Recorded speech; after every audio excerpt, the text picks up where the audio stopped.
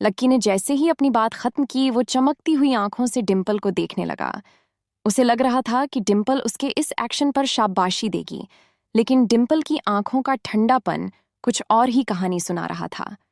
धीरे धीरे उसकी आंखों का ठंडापन गुस्से में बदलने लगा था और उसकी आंखें लाल हो गई थीं और सांसें फूलती जा रही थीं। कैफेटेरिया में जाने के लिए जैसे ही लक्की ने फिर से डिम्पल का हाथ पकड़ा, मानो उसे करंट लगा हो, और वो जोर से चिल्लाई, निकलो यहां से, गेट लॉस्ट। डिम्पल ने बहुत तेज आवाज में कहा था और उसकी आवाज सुनकर फिर से सभी लोग उसकी ओर देखने लगे थे। अटेंशन लेना डिम्पल की आदत थी। लक्की को मन ही मन हंसी आ रही थी, फिर भी उसने चेहरे पर अटेंशन लाते हुए पहले बाकी सभी लोगों को देखा और फिर डिम्पल की ओर देखते हुए बोला, अरे डिम्पल, क्या हो गया? लक्की का चेहरा देखकर तो ऐसा लग रहा था जैसे उसे समझ ही नहीं आ रहा था कि डिम्पल उसके साथ क्या कर रही थी, लेकिन मन ही मन वो सारा खेल समझ चुका था। लक्की, तुम एक नंबर के ना गधे हो, उल्लू हो, पागल हो। तुम्हें जरा से पैसे क्या मिले तुम अपने आप को मसीहा समझने लगे। तुम जैसे लोगों को तो जिंदगी भर गरीब ही रहना चाहिए और गरीबी में ही मर जाना चाहिए। आई हेट यू, डिम्पल ने कहा और उसके हाथ से अपना हाथ झटके से अलग करके वहां से निकल गई। अभी थोड़ी देर पहले उसने लक्की से जो कुछ कहा था उस पर उसे पछतावा हो रहा था। वो इतनी तेजी से चली जा रही थी कि उसने दोबारा मुड़कर उसे देखने की कोशिश भी नहीं की। सभी लोग लक्की को सन्न होकर देख रहे थे, लेकिन उसके चेहरे पर जरा सी भी शिकन नहीं थी। वो मुस्कुराते हुए डिम्पल को जाते हुए देख रहा था। डिम्पल, मुझे मालूम है तू पैसे का आइसक्रीम देखकर मक्खी की तरह उस पर बैठने आ गई थी। तुझे क्या लगता है 1,30,000 रुपए देने से मैं गरीब हो जाऊंगा? मेरे पास ऐसे हजारों 1,30,000 रुपए हैं, लक्की ने कहा और अपने सफेद शर्ट पर से डिम्पल के हाथों के निशान को साफ करते हुए वहां से निकल गया। इधर ये सब होने के बाद लक्की का फिर से लाइब्रेरी जाकर बैठने का मन नहीं था। वो अपने दोस्तों के पास जाना चाह रहा था, लेकिन अमित रोशनी के साथ बिजी था और गर्वित प्रीतम लैब में अपने बिल्डिंग काम निपटा रहे थे। इसलिए लक्की कॉलेज में ऐसे ही इधर उधर टहल रहा था। थोड़ी देर बाद वो गार्डन में जाकर बैठने ही वाला था कि अचानक उसका फोन बजा। लक्की ने अपनी जेब से फोन निकाला और देखा कि भूमिका का फोन था। बताओ लीडर, आप कहाँ पर ट्रेनिंग कर रहे हो? मैं वहीं आ जाता हूँ। बास्केटबॉल कोर्ट आ जाऊं। पानी लाना है। लक्की ने भूमिका को कुछ बोलने का मौका ही नहीं दिया, ना जाने क्यों, लेकिन उसे ऐसा लग रहा था जैसे वो 7वें आसमान पे था। वैसे उसने जो कहा वो गलत भी नहीं था।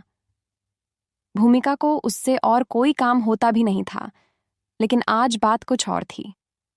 जैसे ही उसने भूमिका की आवाज सुनी, उसकी भौहें आपस में मानो जुड़ ही गई। लकी, तुम कितना सोचते हो यार, हमारी कितनी केयर करते हो।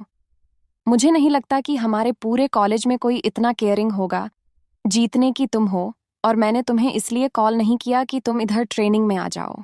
मैंने तो तुम्हें इसलिए कॉल किया है क्योंकि आज तुम्हें स्प्रिंकल में आना है। शाम को पहुंच जाना, याद रहेगा ना? कॉलेज के बाहर जो है स्प्रिंकल, भूमिका ने कहा और फोन काट दिया। लक्की को तो लग रहा था कि वो भूमिका से मिलने के बहाने अदिति से भी मिल लेगा, लेकिन यहां पर तो बात ही कुछ और थी। ये मुझे स्प्रिंकल पर क्यों बुला रही है? लक्की ने अपने आप से पूछा और फिर घड़ी देखने लगा। शाम होने वाली थी, इसलिए वो गार्डन से उठा और स्प्रिंकल की ओर जाने लगा। स्प्रिंकल लक्की के कॉलेज के बाहर एक बड़ा सा कैफे था जो अपने जूस, शेक, कॉफी और बाकी पेय पदार्थों के लिए जाना जाता था। कॉलेज में जिन लोगों के पास में थोड़े से ज्यादा पैसे होते, वो वहीं जाकर अपना शेक पीते थे। लक्की थोड़ी ही देर में वहां पहुंच गया था। उसने देखा कि भूमिका वहां पहले से ही बैठी हुई थी। उसने आज ट्रेनिंग के कपड़े नहीं पहने थे, बल्कि गहरे नीले रंग की जीन्स, सफेद टी शर्ट और एक गुलाबी रंग का जैकेट पहना हुआ था। उसके बाल हल्के से रंगे हुए थे। लक्की ने देखा कि आज तो भूमिका ने हल्का सा मेकअप भी किया हुआ था। लीडर, आप यहाँ अकेले क्या कर रही हो? लक्की ने पूछा। क्यों, मैं यहाँ अकेले नहीं आ सकती क्या? भूमिका ने झेंपते हुए कहा। उसे विश्वास नहीं हो रहा था कि यह वही भूमिका थी जो अभी कुछ देर पहले उससे इतने प्यार से बात कर रही थी। लक्की को यह चीज समझने में देर नहीं लगी कि वो इसलिए प्यार दिखा रही थी ताकि लक्की चुपचाप वहां पहुंच जाए। लक्की ने उससे कुछ नहीं कहा और उसके पास वाले स्टूल पर बैठ गया। सर, आप क्या लेना पसंद करेंगे? एक वेटर आया और उसने लक्की से प्यार से पूछा। अरे ओ, इससे पूछने की जरूरत नहीं है, ये यहाँ पहली बार आया है, इसके लिए एक कॉफी ले आओ, भूमिका ने बीच में ही घुसते हुए कहा। थोड़ी ही देर में लक्की के लिए एक कॉफी आ गई थी। लक्की चुपचाप बैठकर वहीं कॉफी पी रहा था और भूमिका तब तक ये सोच रही थी कि आखिर वो लक्की को अपना प्लान कैसे समझाए। उसे लग रहा था कि उसके प्लान के लिए लक्की से सूटेबल और कोई नहीं था। लक्की ने देखा कि उसको देखते ही भूमिका के चेहरे पर मुस्कान तैर गई थी, जिसे देखकर एक बार के लिए लक्की भी डर गया था। लक्की को उसका इस तरह से उसे देखना अच्छा नहीं लग रहा था और वो बहुत असहज महसूस कर रहा था। वो समझ गया था कि आज भूमिका उसे फिर से किसी चक्कर में फंसाने वाली थी। देखो, मैं सीधा पॉइंट पे आती हूँ, मैं तुमसे एक फेवर चाहती हूँ। फेवर ये है कि तुम्हें मेरी कजिन बहन का बॉयफ्रेंड बनना पड़ेगा, भूमिका ने कहा। बॉयफ्रेंड? ये शब्द सुनते ही लक्की थोड़ा सा चौंक गया था। उसने टेबल पर रखा टिश्यू उठाया और अपना मुंह पोंछने लगा। लक्की पहले ही भूमिका के मुंह से ये सुन चुका था कि उसकी कजिन की उम्र काफी ज्यादा हो गई थी और अभी तक उसकी शादी नहीं हुई थी। लीडर, आप क्या मजाक कर रहे हो?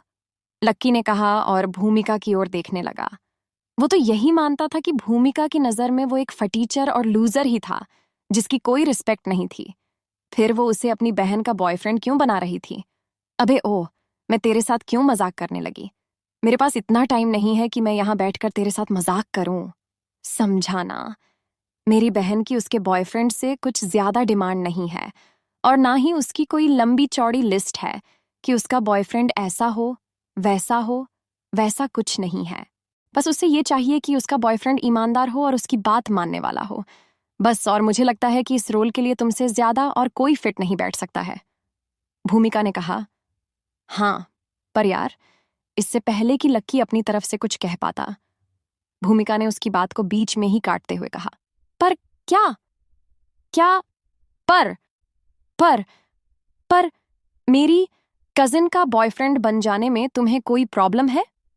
भूमिका ने लक्की के ऊपर दबाव बनाते हुए कहा और आगे बोली, अगर तुम्हें आगे कुछ कहना है ना, तो मत कहो। जो भी जुबान पर आ रहा है उसे कॉफी के साथ वापस निगल जाओ। आज के बाद से तुम बस एक अच्छे बॉयफ्रेंड बनोगे। बात खत्म, भूमिका ने कहा और दूसरी ओर देखने लगी। लक्की के होश ही उड़ गए थे। उसे समझ नहीं आ रहा था कि ना जाने किस मुहूर्त में उसने भूमिका से मिलने के लिए हाँ कर दी थी।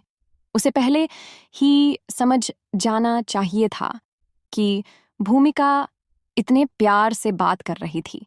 इसका मतलब साफ था कि उसके साथ कुछ बुरा होने वाला था। अब क्योंकि वो यहाँ आकर बैठ गया था, इसीलिए उसके पास से यहाँ से जाने का कोई ऑप्शन ही नहीं था। भूमिका ने फिर से उसे देखा और बोली, तुम यहीं बैठो, मेरी बहन अभी थोड़ी ही देर में आती होगी। अच्छे से बिहेव करना और मेरी नाक मत कटवाना, समझे? भूमिका ने लक्की की बैठे बैठे की डेट सेट कर दी और फिर वो अपना फोन निकालकर अपने कजिन को फोन करते हुए बाहर चली गई। हेलो, कहाँ तक पहुंची? भूमिका ने पूछा। हाँ, बस पहुंचने ही वाली हूं मैं। बस 1 किलोमीटर और बता रहा है। मैंने तुमसे कहा था ना कि मेरे लिए कोई ढूंढ कर रखना। कोई मिला क्या? उसकी कजिन ने उधर से पूछा। हाँ, मैंने उसे ढूंढ लिया है। इस वक्त वो मेरे साथ स्प्रिंकल पर ही बैठा है, भूमिका ने गर्व के साथ कहा। हाँ, लेकिन जैसा चाहिए था वैसा ही है ना? उसकी कजिन ने पूछा। हाँ हाँ, बिल्कुल वैसा ही है। और मैं शर्त लगाकर कह सकती हूं कि आपको भी वो बहुत पसंद आएगा। मुझे अपने पूरे कॉलेज में ना इससे अच्छा और कोई नहीं मिल सकता। अगर आप उससे सड़क पर कहीं मिलती ना, तो आप यही कहती कि ये कोई कॉलेज में पढ़ने वाला लड़का नहीं है, बल्कि ईंटों की भट्ठी पर काम करने वाला कोई मजदूर है, भूमिका ने कहा। अच्छा, ऐसा क्या? तब तो ठीक है। अब मुझे कॉन्फिडेंस आ रहा है कि मैं अभिजीत को पटा ही लूंगी, भूमिका की कसम ने कहा। मुझे एक बात समझ नहीं आ रही है। अगर तुम अभिजीत जैसे लड़के को ही अपना बॉयफ्रेंड बनाना चाहती हो, तो फिर तुम इस फटीचर को अपना बॉयफ्रेंड क्यों दिखा रही हो? जो अभिजीत पर हाथ डाल दिया है, तो फिर इसकी तरफ क्यों देखना? भूमिका ने पूछा। अरे भूमि, तू बच्ची है अभी, तुझे पता है कि अभिजीत कितना बड़ा आदमी है। वो करोड़ों का मालिक है और वो मुझसे बहुत ज्यादा कमाता है। मेरी तो जॉब भी अभी हाल ही में लगी है, तो मेरे पास तो उसके जितना पैसा भी नहीं है अब। वो मुझे पसंद करता है, लेकिन फिर भी कमान उसके हाथ में है। जब तक वो मुझे आगे से प्रपोज नहीं करेगा, तब तक मैं उसे जाकर प्रपोज नहीं कर सकती। और इसलिए इस पूरी सिचुएशन को अपने हाथ में लेने के लिए मैं इस लड़के के साथ सेट होना चाहती हूँ। जैसे ही अभिजीत मुझे इसके साथ देखेगा, वो परेशान होगा, टेंशन में आएगा और आते ही मुझे प्रपोज करेगा। उसकी कजिन ने उसे सारा खेल समझाते हुए कहा, हाँ, पर इसके लिए किसी फटीचर लड़के की ही क्यों जरूरत है आपको? भूमिका को अभी भी बात पूरी समझ नहीं आ रही थी। अरे पागल लड़की, एक बार जरा सोच। अगर अभिजीत की जगह एक गरीब लड़का मेरा बॉयफ्रेंड बन जाएगा, तो इससे मैसेज तो यही जाएगा ना कि अभिजीत एक फटीचर से हार गया। जैसे ही उसे ये पता लगेगा, उसके तो दिल में आग ही लग जाएगी और फिर वो मेरे ऊपर और भी ज्यादा ध्यान देना शुरू करेगा और मेरा ख्याल रखना भी शुरू करेगा। उसकी कजिन ने उसे समझाते हुए कहा, अरे वाह, क्या गेम खेला है? भूमिका के मुंह से निकला। अब उसे सब कुछ साफ साफ समझ में आ रहा था। और जैसे ही भूमिका ने फोन रखा, उसके 5 मिनट के बाद ही एक काले रंग की गाड़ी स्प्रिंकल के सामने रुक गई। उसमें से एक लड़की निकली जिसके बाल लंबे और जूते काले थे। उसके पैर लंबे थे और उसने स्टॉकिंग पहनी हुई थी। जैसे ही वो लड़की गाड़ी से नीचे उतरी, सभी मर्दों की निगाहें उसके ऊपर जा टिकी थीं। उसे देखकर ही ऐसा लग रहा था जैसे किसी फैशन शो की मॉडल गाड़ी में से उतर आई थी। बहन भूमिका उसे दूर से ही देखते हुए चिल्लाई और फिर उसकी ओर जाने लगी। उसकी बहन भी स्प्रिंकल की ओर बढ़ी और फिर दोनों कसकर एक दूसरे से मिल गए। इसके बाद भूमिका ने उससे कहा, अंदर चलो, वो हमारा अंदर ही इंतजार कर रहा है। भूमिका ने उसका हाथ पकड़ा और उसके साथ अंदर जाने लगी। इधर उसकी कजिन ने भूमिका को बीच में ही रोका और उससे बोली, एक बात सुनो, तूने उससे ये तो नहीं बोला ना कि हम उसे यूज करने वाले, मतलब तूने हमारा एक्चुअल प्लान तो उसे नहीं बताया ना? उसे इस बारे में कुछ पता नहीं चलना चाहिए। जैसे ही अभिजीत मुझे प्रपोज कर देगा, उसके बाद हम उसे सब कुछ सच सच बताकर माफी मांग लेंगे। अरे बहन, इतनी भी छोटी नहीं हूं, इतनी सी बात ना समझूं। मैंने उसे बस यही कहा है कि तुम्हें मेरी बहन का बॉयफ्रेंड बनना है। बस बेचारा इतना सीधा है ना कि मना नहीं कर पाया। अब जब हमारा काम पूरा हो जाएगा ना, तो हम उसे सच बता देंगे और सॉरी बोलें या ना बोलें, उस बात से कोई फर्क नहीं पड़ता। भूमिका ने कहा, अच्छा, वो दिखता कैसा है? ठीक तो लगता है ना? क्योंकि जब तक अभिजीत सामने से नहीं आ जाता, तब तक तो मुझे उसी की शक्ल देखनी पड़ेगी ना?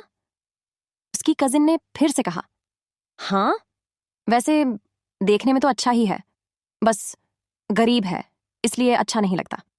पर हाँ, काम चल जाएगा, चिंता करने की कोई जरूरत नहीं है। भूमिका ने कहा, अच्छा, ये बताओ मैं कैसी दिख रही हूं? उसकी कजिन ने पूछा। भूमिका ने पहले उसे देखा और फिर उसके आसपास के लड़के को देखने लगी जो उसकी बहन को ही घूर रहे थे। भूमिका ने अपनी कजिन से कहा, आप इन सब चूजों की आंखों में देख लो कि आप कैसी लग रही हो। उसकी कजिन जोर से हंस दी और फिर भूमिका के हाथों पर हल्की सी चपत लगा दी। इसके बाद दोनों स्प्रिंकल के अंदर जाने लगे। इधर लक्की अभी भी बैठकर कॉफी ही पी रहा था। उसे लग रहा था कि उसने भूमिका को हाँ करके अपने ही पैर पर कुल्हाड़ी मार ली थी। उसने कॉफी का आखिर सिप लिया ही था कि उसके पीछे से एक आवाज आई, अरे यहाँ मेरी बहन आ गई और तुम्हारी अभी तक कॉफी खत्म नहीं हुई। भूमिका ने कहा। उसकी कजिन ने देखा कि उस लड़के ने सफेद रंग की शर्ट पहनी हुई थी। उसके बालों को पीछे से देखकर तो ऐसा लग रहा था कि वो कोई गरीब आदमी था, लेकिन जैसे ही वो भूमिका की दिशा में घूमा, उस लड़की के होश उड़ गए। उसे विश्वास नहीं हो रहा था कि जिसकी बहन जिसे फटीचर समझ रही थी, वो लक्ष्मणलाल अग्रवाल था। इधर लक्की ने देखा कि भूमिका जिसे अपनी बहन बता रही थी, वो सिटी बैंक की मैनेजर यास्मीन थी। दोनों के मुंह एक दूसरे को देखकर खुले के खुले रह गए थे। अब उन तीनों के बीच आगे क्या होने वाला था? क्या होगा जब यास्मीन लक्की का सच भूमिका को बता देगी? क्या लक्की का राज अब खुल जाएगा? क्या हाल होगा भूमिका का जब उससे लक्की की सच्चाई पता लगेगी?